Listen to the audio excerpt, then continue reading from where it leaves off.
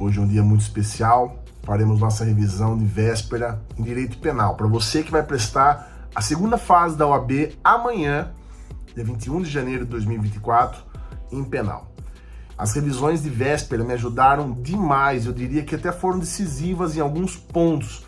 Porque como eu sempre digo, hoje não é dia de estudar. Eu sempre vou afirmar que um dia antes da prova você não aprende nada. Você vai revisar aquilo que você já estudou. Tá certo?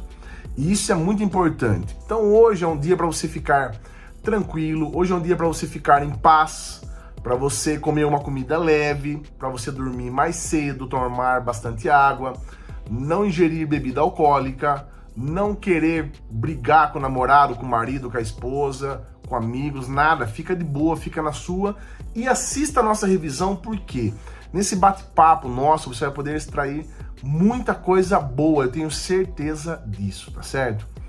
Bom, eu tenho certeza que um dos maiores problemas para você que vai prestar a prova é o medo de não poder identificar a peça. Quando eu converso com os alunos, tanto os alunos da graduação, que são meus alunos da graduação, que estão terminando, já vão começar a prestar o OAB, como aqueles que já estão prestando, já foram reprovados do preparatório, eles falam que não conseguem muitas vezes definir a peça quando leem o enunciado. Ou quando eles identificam, se sentem inseguros. E aí acaba achando que ele não é merecedor de ter acertado, e tá? Aquela síndrome do impostor. Então, fica ligado, porque existem alguns pontos que são infalíveis para você não errar a peça na hora. Bom, se nós formos ver os últimos exames da OAB, existe uma alternância muito grande entre resposta à acusação, recurso de apelação, recurso em sentido estrito e memoriais. Então, resposta à acusação, apelação, rese e memoriais. Basicamente isso. Lá atrás nós vamos ver um agravo regimental, nós vamos ver um agravo em execução, aliás, nós vamos verificar outras peças que não têm sido frequentes. Não está descartado que possa cair, claro que não, né? Ser exigido um ROC, um recurso ordinário constitucional, alguma coisa desse tipo. Mas eu quero falar aqui com vocês os principais pontos. E o que eu vou falar aqui agora vai te ajudar tanto para você responder às questões, como você acertar a peça e seguir exatamente o que a peça exige de você, tá bom? Vamos lá. Bom, primeiro ponto. Nós temos que saber quando começa uma ação penal. Sempre que eu falo com os alunos, eu gosto de explicar, tem aquela linha que eu desenho na lousa, que é uma linha cronológica. O processo ele segue uma lógica cronológica, uma sequência. É essa a questão do procedimento. Ok? Do ponto de vista procedimental, nós temos que seguir uma lógica. Então, o enunciado ele vai trazer para você informações que você vai poder identificar em que momento o enunciado está exigindo de você a peça. E para isso você tem que conhecer o quê? O rito. O rito ordinário, o rito sumário, o rito sumaríssimo. Percebe?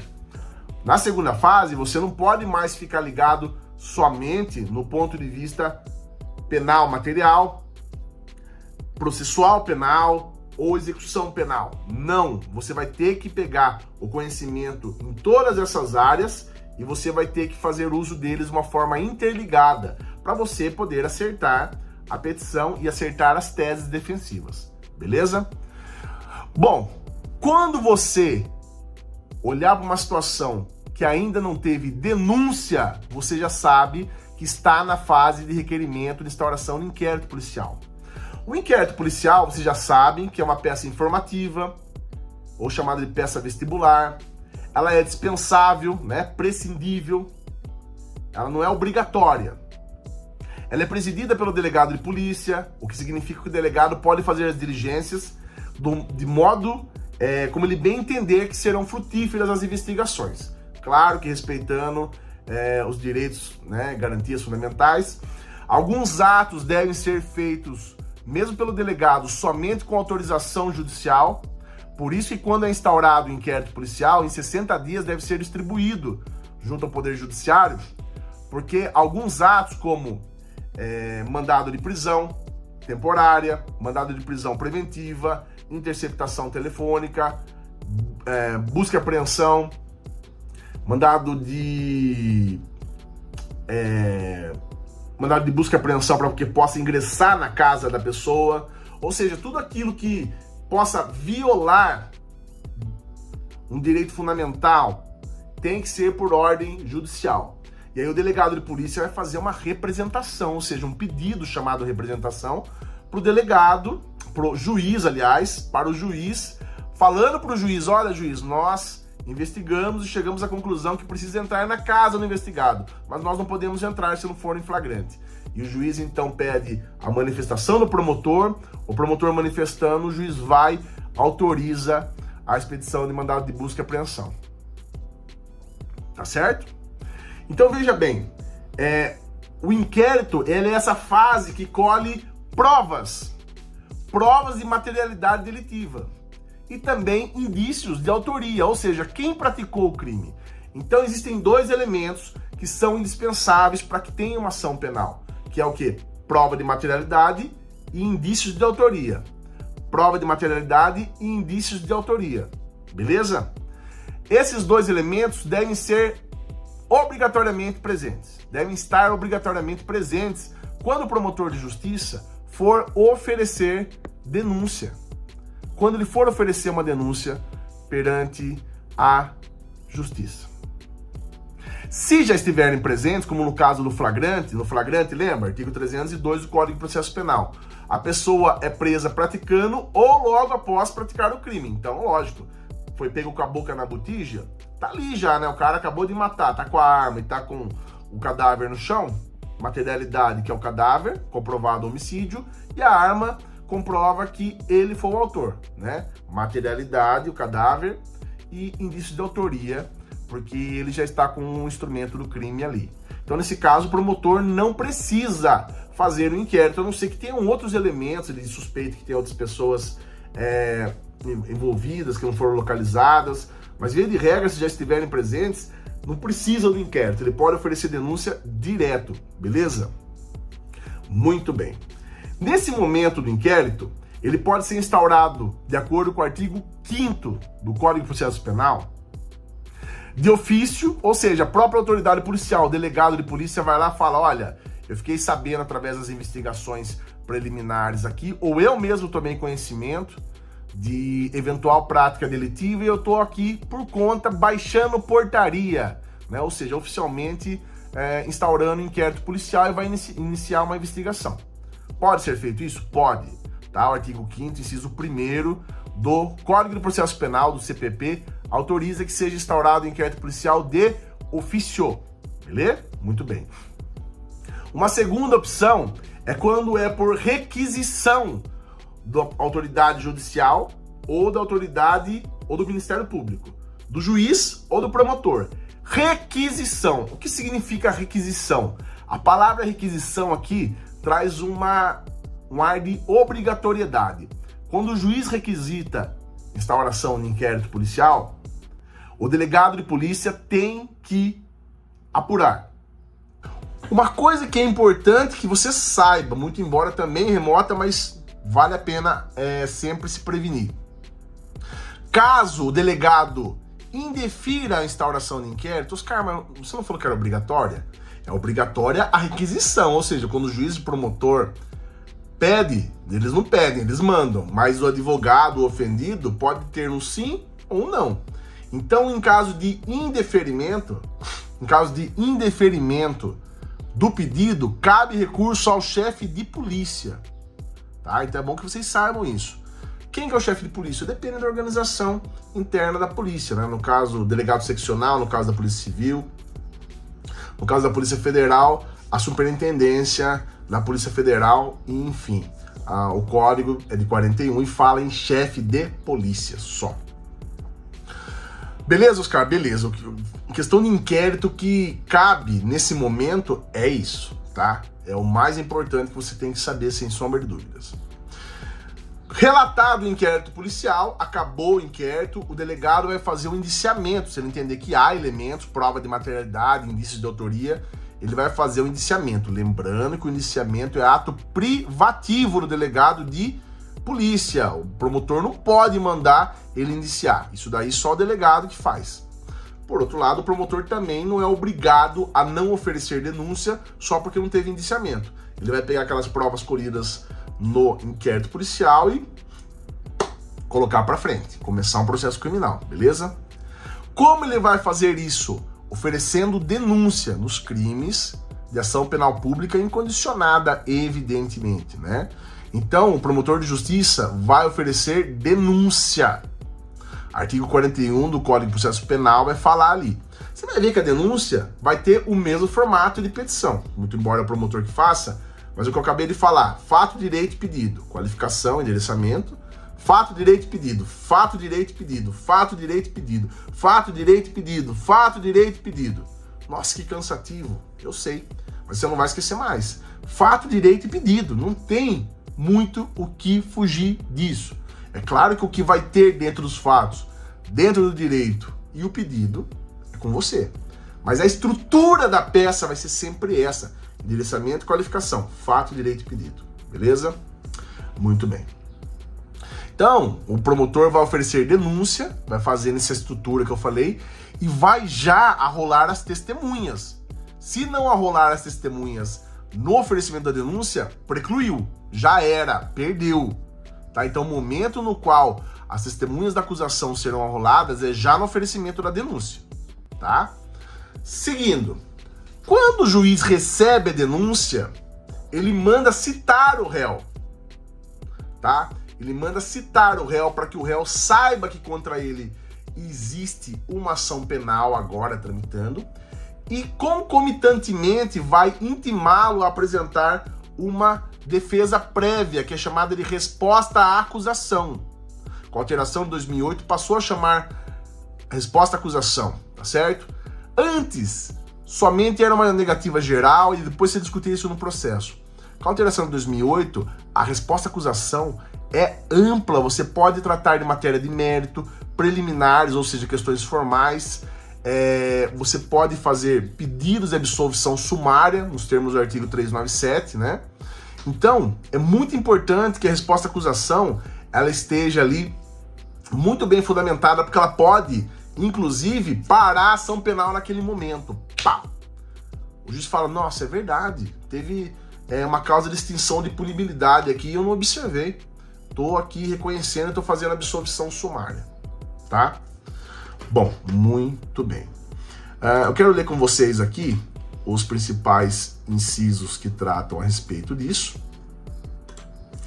para facilitar a nossa leitura. Então, primeiro vamos falar do artigo 396, que fala sobre a resposta à acusação.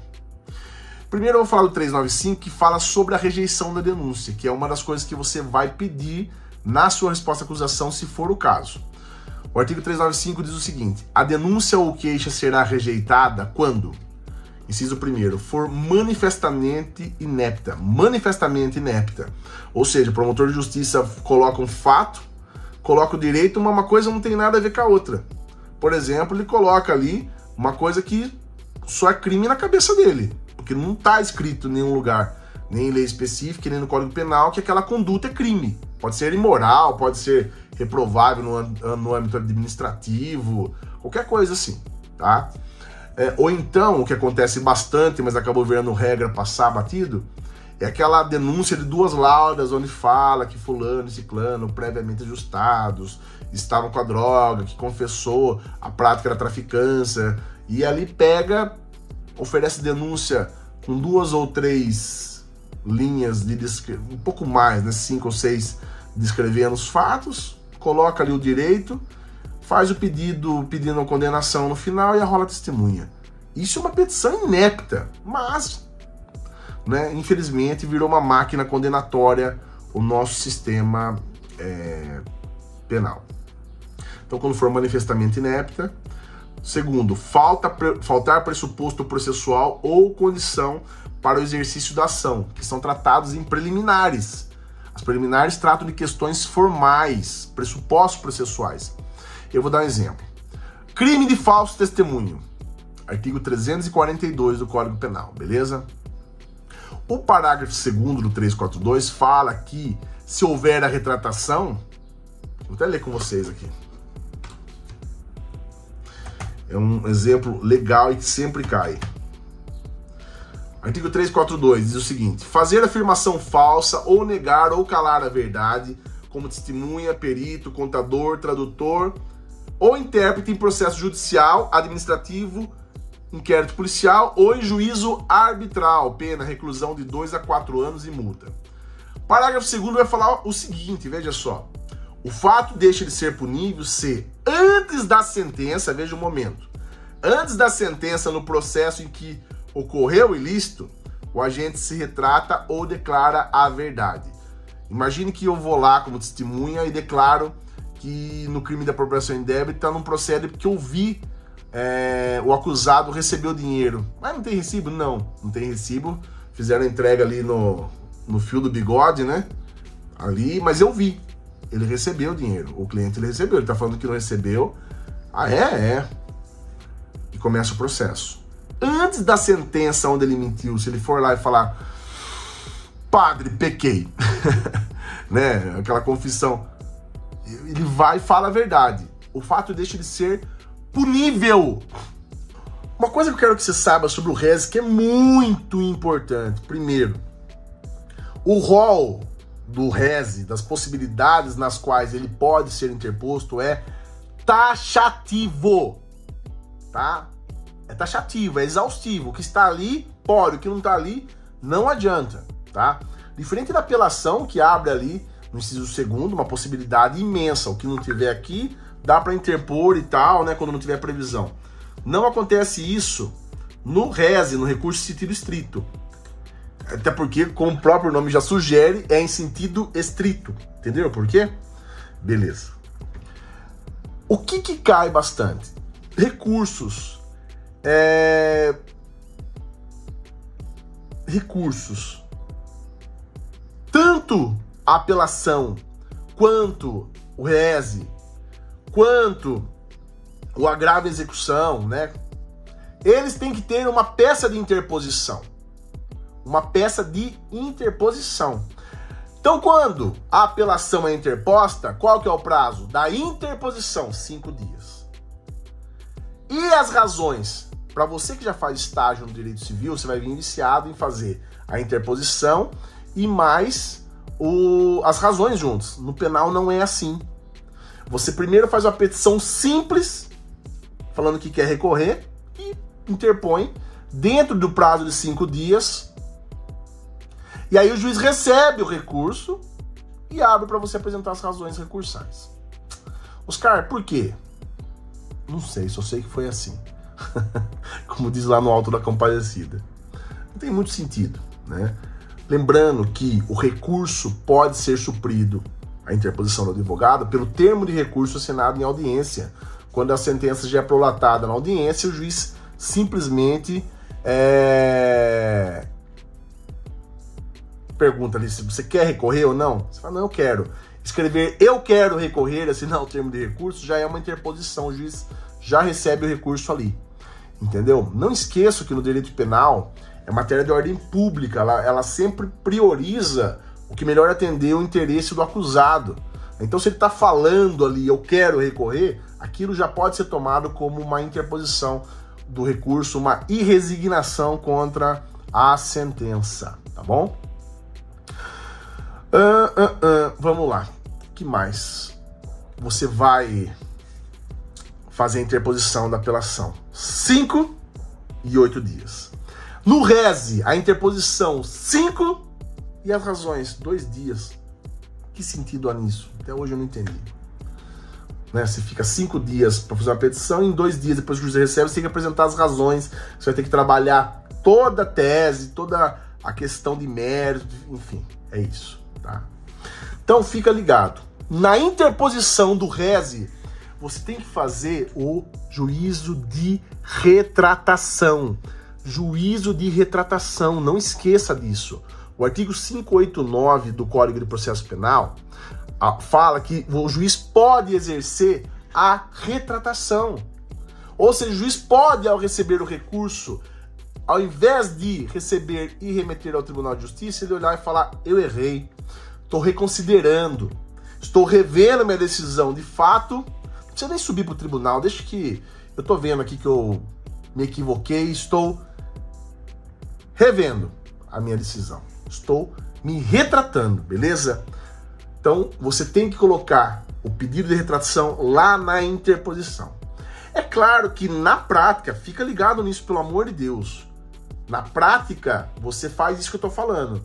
Mas na prova você vai ter que fazer junto a interposição e as razões recursais. Então, não vai me aparecer no dia falando: olha, você falou isso, eu coloquei só a petição de interposição. Ah, você achou o quê? Que depois da prova alguém ia te intimar? Não vai acontecer isso, entendeu? É claro. Na prática, é um prazo para interposição e outro para as razões recursais. Mas na prova, você apresenta os dois. E na interposição do rese, você coloca lá 589, juízo de retratação. Beleza? Bom, é basicamente isso que eu queria passar para vocês, tá certo? Eu queria passar isso para vocês. Fica ligado nesses assuntos. Tem outros assuntos? Tem sim. Artigo 609 do CPP, embargos infringentes, que é um embargo apresentado, é o recurso apresentado quando houver decisão não unânime. Foi 2-1, né? No acórdão lá, não foram os 3 que votaram a favor, foi 2-1, não foi unânime. Nesse caso, cabe embargos infringentes. Quando for uma decisão feita no juízo da execução e o juiz indeferiu, agravo em execução, artigo 197 da LEP, Lei de Execução Penal, tá? O agravo em execução é o recurso, também vai ter peça de interposição, também vai ter razões recursais e vai subir ao tribunal. Porém, contra a decisão do juízo da execução. O cara já está cumprindo pena. Beleza? Revisão criminal, artigo 621 do CPP. Qual que é o macete? Pá! Sabe qual que é o macete? Transitou em julgado. Transitou em julgado. Falou que transitou em julgado, já pense na revisão criminal. Porque o único recurso cabível depois de transitar em julgado a decisão definitiva da sentença é a revisão criminal. Tá bom? Então, fica ligado nesses pontos. Decisão não unânime, embargos infringentes.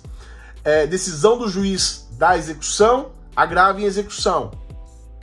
E a revisão criminal, transitou em julgado. Puf, né, como diz minha filhinha, puf, já abre na cabeça, beleza? Fica ligado nisso. Se tiver alguma dúvida, pode me chamar. Segue lá na Oscar Cursos no Instagram, tá? Pode me chamar no direct. Eu vou deixar um link aqui do nosso celular, no nosso WhatsApp, tá? Tem o site também, se você for lá no nosso site, oscarcursos.com.br, você coloca lá, falar no WhatsApp e abre na hora, tá? O celular da Oscar Cursos. Se você tiver qualquer dúvida, me manda, não tem problema, pode mandar o horário que for, eu mesmo respondo, ok? Eu que respondo a mensagem, eu pego o telefone, explico para você, te mando alguma coisa, material que você esteja com dúvida, mas não exagera, faça a nossa revisão, lembra os principais pontos, se alguma coisa não ficou clara ainda, me chama, estou à disposição, e amanhã, depois da prova, vou estar lá na porta da prova, tá? Falando com vocês, desejando boa prova, dando alguns brindes para vocês. Para quem se inscreveu, farei o sorteio da doutrina, como eu falei para vocês, né? Altíssima qualidade, vou mandar entregar na casa de vocês. Eu vou fazer uma cartinha ainda, né, para ser legal, né, para ser cordial, para incentivar você a estudar. E à noite nós faremos a correção ao vivo, tá?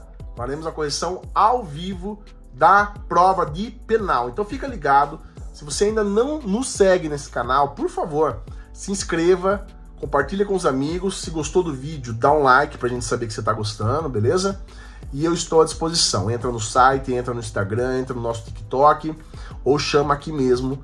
E eu desejo muito que a partir de segunda-feira você já seja um colega meu, você seja um advogado Eu estou nessa batalha aí desde 2008, além dos anos de estágio, né, que eu fiz muito tempo de estágio durante a universidade, durante a graduação, mas na advocacia desde 2008, e eu não me arrependo um dia de ter feito essa escolha. Não conversa com gente louca. Dica que eu vou te dar: não fala com gente neurótica que fica perguntando de questão pra você, trazendo caso triste, não liga pra parente. Bloqueia a sua mente, pensa em Deus, tá? Deus conhece os seus pensamentos. Antes de você pensar, pensa que Deus criou esse projeto pra você. Eu acredito muito em Deus. Eu sou cristão, acredito em Deus, acredito em Jesus. E eu acredito que os caminhos nossos são traçados antes mesmo que nós pensássemos em fazer determinada situação. Então, antes de você pensar e entrar, se matricular, matricular não, antes de você pensar em prestar vestibular para cursar direito, Deus já sabia e já tinha um projeto, um plano. Fica ligado nisso, beleza? O que é para ser, vai ser. Fica firme, não deixa distrair, ok? Qualquer coisa me chama. Estou à disposição. Valeu, Deus abençoe a todos. Um abraço, sucesso.